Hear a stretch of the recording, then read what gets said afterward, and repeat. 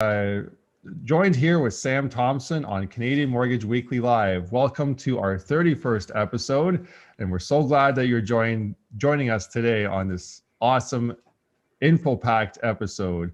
I'm always excited about mortgages, and we have Sam Thompson with us today, who's also just as excited about me as with mortgages. And Sam, he moved from Ottawa just over a year ago and has been a mortgage agent now with our team for over a year. He's helping our clients with their mortgages right now. And if you ever need anything, definitely a great place to call. Sam, welcome to the show today. How are you? I'm doing good, Joe. Thanks for the introduction. It's good to be here. Episode 31. I mean, I feel like I say it every episode, but it's crazy to think that we've been doing this for, 31 episodes. But like you're saying, we have a really good one today.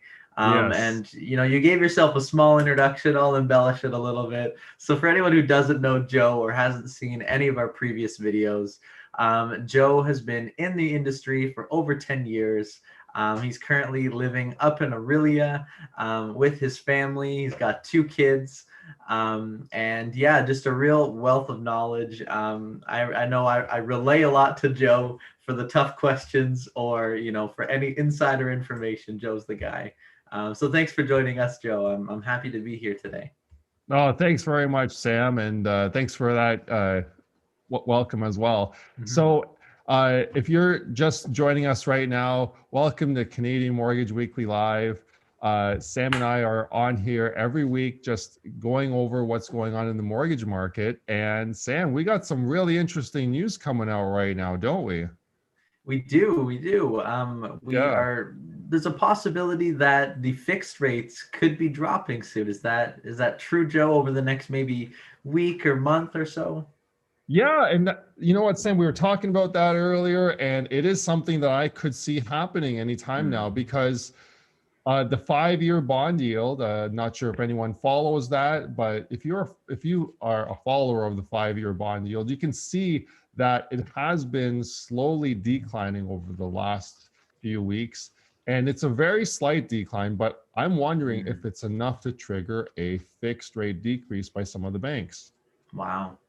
Well, Yeah. that would definitely be awesome, and I'm sure it would, even further influence people to get going in the market. I know that the last video we did was about, maybe not waiting, and now is a really good time to jump in the market. So if they could see that drop, that would be awesome, and one extra motivation to get into the housing market.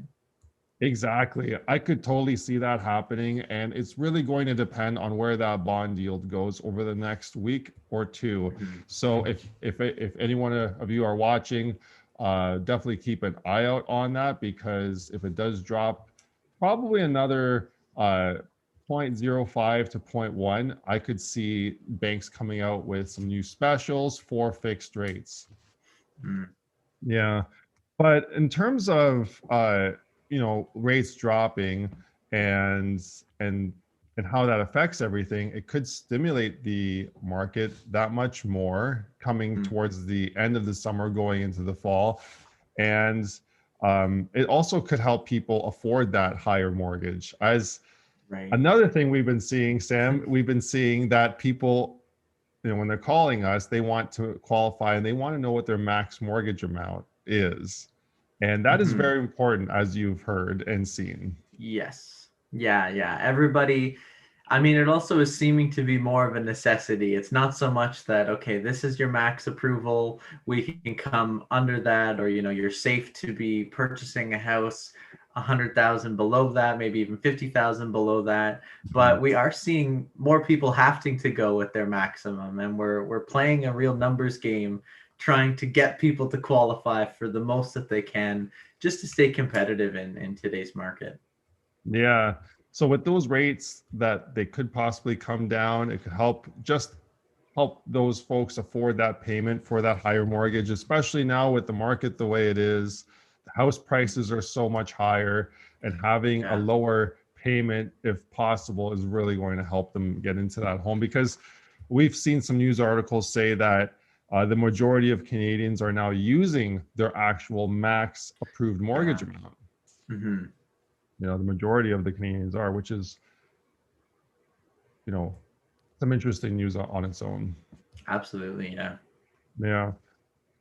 So with that in mind, I'm not sure if you're ready to get started on our presentation today, but Absolutely. the content seems really interesting to me because it's something that, with us dealing a lot with first-time home buyers, Sam, Hmm. it's something that really can impact somebody, buying a house from going from renting to having a mortgage. Absolutely, yeah. I know that we've seen, some people are deciding to stay renting so that maybe they can in the future qualify for a home purchase. But we were spurred to do this topic based on an article we chatted about last week that said, there was some shifts, and now Barrie, where I'm currently renting, as well as I'm sure many people watching, has become the most expensive city to rent in Ontario for a one bedroom. So that kind of got our wheels turning of, what are rent prices like out there? And yeah, continuing into what it would look like, renting versus owning, because I think that's a very common question that we get, right, Joe? It is, yeah. And just if we can help show home buyers that owning is better, then it makes their decision a lot smoother. And when they're putting together their finances, they can see, they can look at their goals over the next 5 years. And I'm sure you're going to get into the presentation Mm-hmm. really shortly here, but with looking at how much someone can afford versus renting versus buying, they will see that they can end up much further ahead one way versus the other. Absolutely.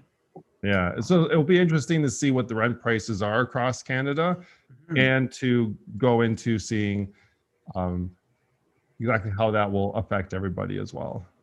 Absolutely. So why don't we just get started here?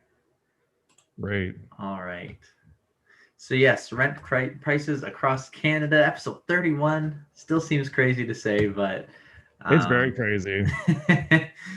but yeah. So as we were chatting, a lot of buyers are looking at, just continuing renting while maybe they're figuring out financial plans, which isn't a bad strategy. If they're Mhm. chatting with us, and if, even if you reach out to us for a pre-qualification and we find, what, maybe you're still 4 months out from being able to, qualify, chatting with us is going to be the best first step you can make, because we can really give you some insight into where you qualify. And as I was saying, from the article, we're seeing that Barrie is now number one. There's a shift that's happening even in the rental market. Everyone's focus is always on, what are the house prices? How much do I need to afford to make a purchase? But we're also seeing, because of the Toronto exodus, that Barrie has become, in surrounding areas, their rent has seen an increase and they've seen a change. So let's just take a quick look at how COVID and how the last little while has affected some of the rent prices across Canada. Yeah, this is going to be really interesting to see. And so Barry, you're saying, is on top, right? Barrie is on top. We're starting with the most expensive in Ontario, just because it's sort of perked at least our ears, right? Living in Simcoe County, but it's now currently $1,730 per month for a one bedroom, or just shy of $2,000 for a two-bedroom apartment. Which, the one bedroom price is quite daunting. It really is. It's really sad to see the rent prices go up this high, but at the same time, house prices have gone up as well. So it's almost like it's almost twice as good now to get into the housing market as well. That's right. That's right. I'm just looking over at our neighbors in Toronto. One bedroom price lower, cheaper if you're looking for a one bedroom, apartment in Toronto. You're looking at schooling down there or something. Now's the time to, put your feelers out, get some applications in there, because it's no longer the most expensive at 1710 per month, and a two bedroom is still sitting quite high at 200 over 2,000, so 2,200 a month. I wonder how that will work out for all the Airbnbs in downtown Toronto, all the condos that That's are right. down there, and all Mhm. the duplexes and triplexes that people own down there. How are investors going to weather this change, right? Yeah, absolutely. That's a great point because there's, it's not just official rentals, but, Airbnbs or things like that could be affected as well. Yeah, it'll be interesting to see that for sure. And taking a short journey up to Ottawa, my old stomping grounds. Awesome picture of the Byward Market. One bedroom is actually down at $1,500 a month, or even a two bedroom for $1,800 a month, which isn't bad. I know Ottawa is a big government town, so maybe if you're looking at a job in the government or wanting to segue into that, you can get some pretty good rent while you find a footing in the Ottawa area. Yeah, that's a really nice price for rent right there. Something that if anyone is considering renting long term, Ottawa's always been a good place for job opportunities as well. So it's a good place to live, and yeah, definitely a lot cheaper than Barrie right now. Yeah, absolutely. And if you stay with us, we'll see that it's even cheaper if you are interested in bagels or Oh my Schwartz's. I don't goodness. know if anyone's been to Montreal with the nice big Schwartz sandwiches. Oh yeah. The rent is only $13.60 per month for a one bedroom, which seems awesome considering everything that Montreal has to offer. Yeah, that's fantastic rent, even lower than Ottawa. Mm-hmm. And I know that Montreal, like you're saying, it's a great place because you got the nightlife and you got the bagels. Schwartz's Deli there. I know That's that right. place. I've been there before. Mm-hmm. You get the good, you get the mustard and the pickle with your sandwich. That's right. I know what you're talking about. And you got the main deli across the street. That's right. Yeah. Yeah. Which doesn't have the line. That's right. You got to be prepared to wait if it's Schwartz's, but that's right. But it's totally worth it for the experience. I mean, the whole place is good there. But yes, Montreal, that is really interesting because for a place like Montreal, you would expect it to have a higher rent price. Absolutely, even closer to Toronto's prices, but it's coming in even cheaper. Yeah. Now, if we Where are we take headed to a next? quick look out west, this one, you might have some familiar ties with out in Calgary, There you where it's go. very cheap for a one-bedroom apartment. Wow. Yeah, it's very cheap. I mean, it could be also to do with the oil industry right now. The oil industry has had some changes, but it is a lot cheaper to live in Calgary than Montreal, especially Barrie. Right.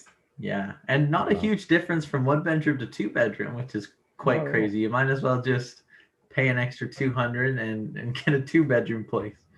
That's right. So if you need a home office and you're a single person, definitely just opt out for the 2 bedroom. That's right. And then a quick trip to the most expensive city, I believe, in all of Canada for rentals, where a one bedroom is going to set you back $2,000 a month, or just shy of $3,000 for a two bedroom apartment. That is wild. Wow. And it's funny that doesn't come as a surprise to us, I imagine, Sam. Yes. I mean, with Vancouver, it's right on the water. It's limited to that land, but locked with the land and the water and the mountains there. But what a beautiful city that is, though. Absolutely, yeah. But yeah, still not too far off from Barrie. It seems like really Barrie's not. approaching Vancouver status here. We will keep you updated on Canadian Mortgage Weekly if we see Barrie creeping into that territory. Hopefully not. I'm trying to find something wood to knock on.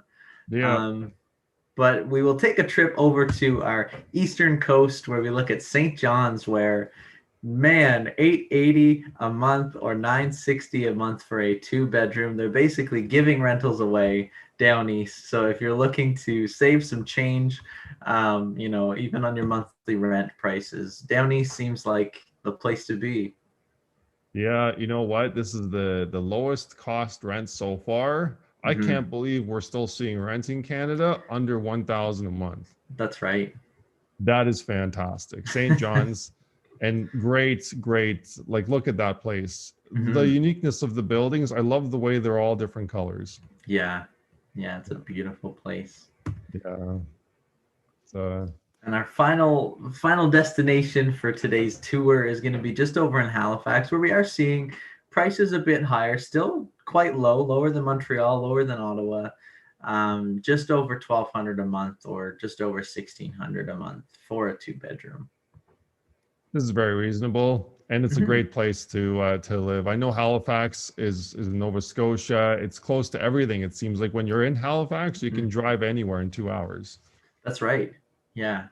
And definitely these are, becoming more common destinations that we've seen. I know we've chatted with quite a few people who are, prospectively moving down east for, cheaper living, as well as it's got a real nice flavor down east. I've been a number of times, and it's probably one of my favorite places in Canada. It's a lot of fun, and you get good coastal communities. So definitely something that we've seen progressively happening more and more. Yeah, definitely. We've seen this so much. We've had clients move out of province. We're working with people right now that are moving out of province. I'm sure it's going to continue. Yeah. So something that makes sense for some people, and this information will help them, is if they are moving, some people need to get a job set up in that new city. So renting for a few months might make sense. Absolutely, yeah. So what we're going to do now is we're going to transition a bit. We've seen, where renting is at, and it's not necessarily a cheaper option anymore. It's not, something that we're seeing people are saving lots of money in doing. So we're going to just look at roughly what the numbers are like versus somebody who's rented for 5 years and somebody who has owned. So quickly, just to break down, these are very general. We could do a whole nother video. If you want to see a video about a full breakdown comparison, write something in the comments, reach out to us somehow, and we can get that in the works. But for today, we're going to cover off just some pros, cons, and a brief look at what the numbers look like if you were to rent versus owning. Okay. So we can see that there are pros and cons to each. For renting, the startup cost, you're not looking at putting a full down payment. You're not looking at having to organize a realtor, mortgage agent, a lawyer. I'm realizing I inadvertently put the pros and cons, that the tops are actually on the owning side. Oh, wait, no. Think It's a little jumbled, but we'll just keep pressing on. The startup cost for renting is just first and last, that deposit. There's no additional services required. I mean, I know in Barrie, I had heard some people are looking for realtors to help them get rentals. There's bidding wars still going on. So case to case scenario, that one's not always true. Plus, you're able to deduct your rent off of your year-end taxes, which unfortunately mortgage payments are not deducted. That's not something that you can process at all. Yeah, that's all very good points. To be able just to have first and last month's rent, it adds so much flexibility to being able to be mobile. Absolutely. Yeah. And there are different cases for renting. Like we're saying, if you're moving to a new area, some rentals work month to month, meaning you're not locked in. You won't lose your deposit if you leave, within the year. There's a bit more flexibility. And then the cons of renting is you're not actually paying into any equity. You are, keeping the payments each month. You don't have to worry about fixing anything up. That's where you call the landlord at 2 a.m. that the toilet's leaking and it's their problem. But your money also is just going directly to the landlord. You're not building equity, and once you finish renting, you don't take anything with you. You just finish the contract, and that's sort of where you're left off.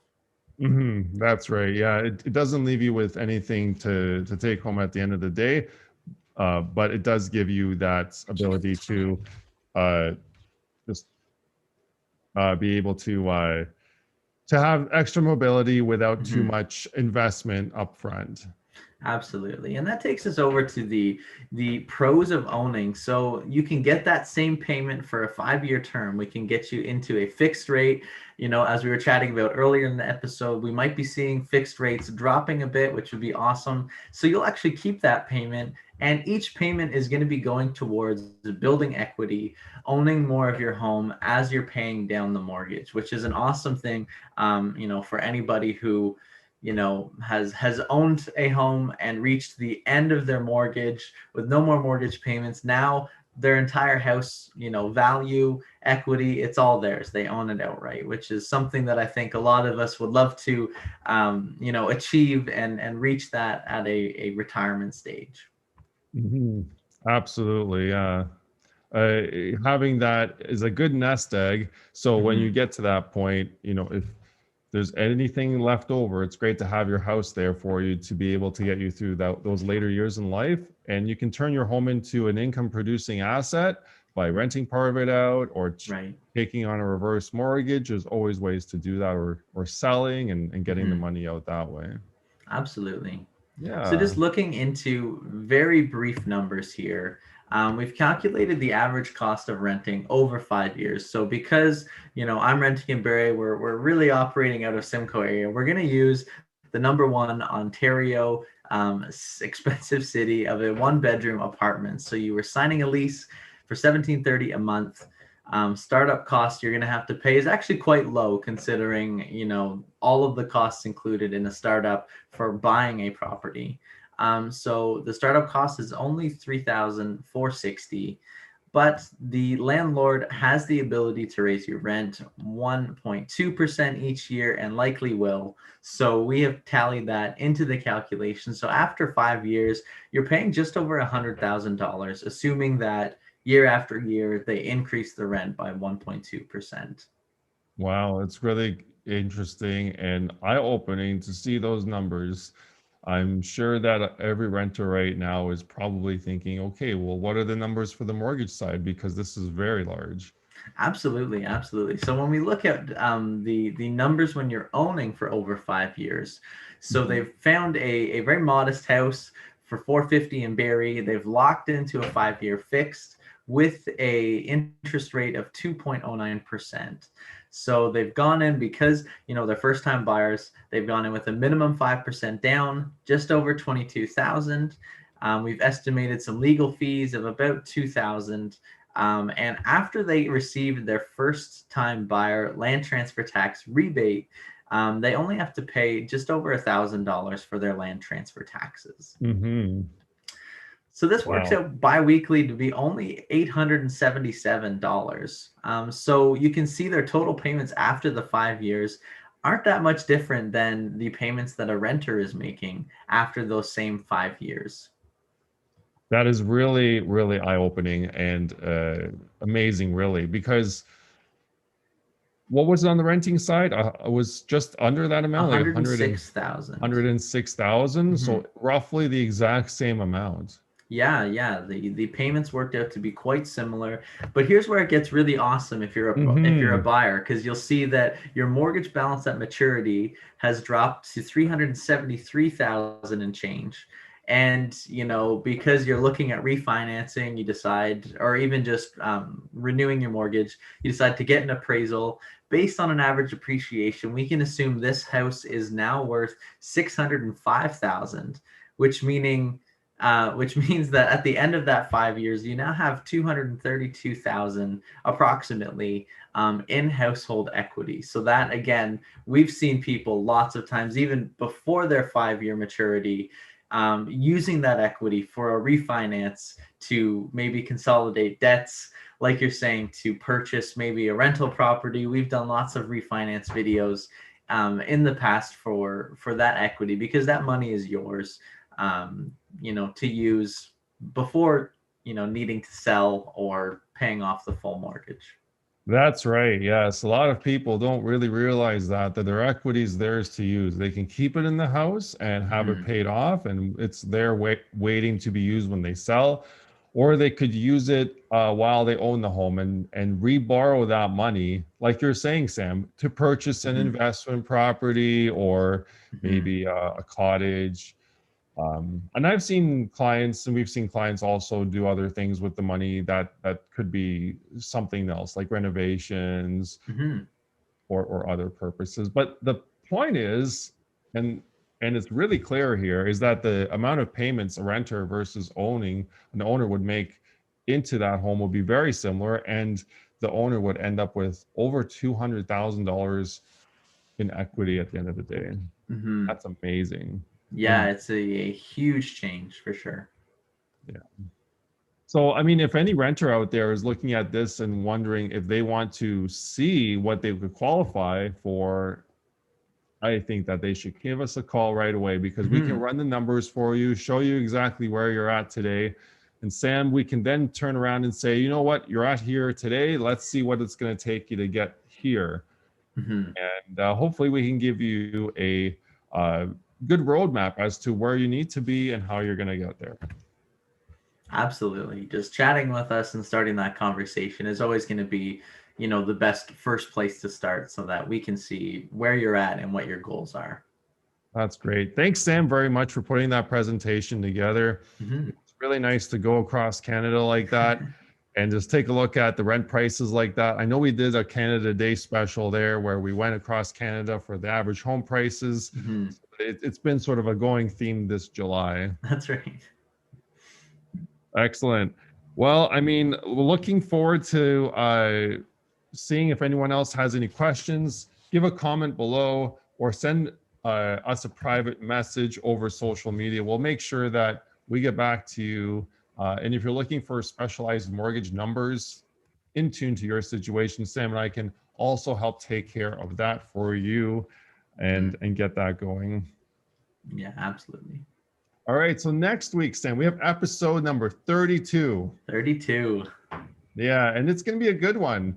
I think that everyone needs to tune in that's a first-time home buyer or that's not a first-time home buyer and wants a refresher as to who is your home buying team. Hmm.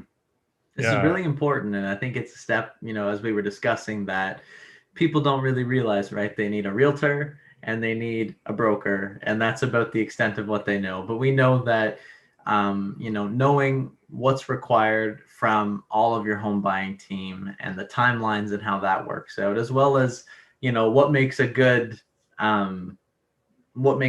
home appraiser, realtor, mortgage agent, going through all those details are super important.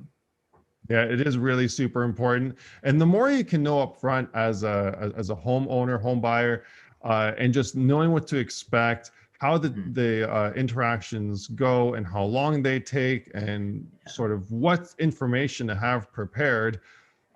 As you know, Sam, I was joking with you earlier. Every time I call my insurance broker, they want to know where my fire hydrant is. Right.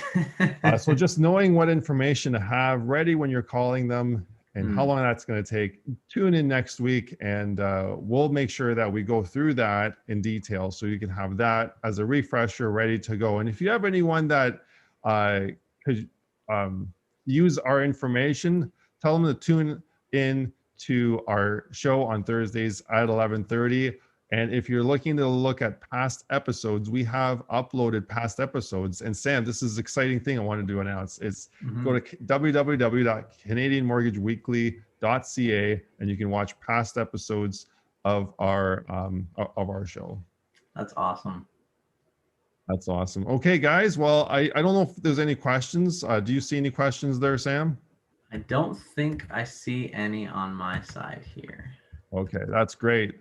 So usually what everyone does is they usually send a private message anyway. So I look forward to getting those. And thank you for joining us today, Sam. Yeah, thanks for having me. And thank you, everybody, for joining us in today's video.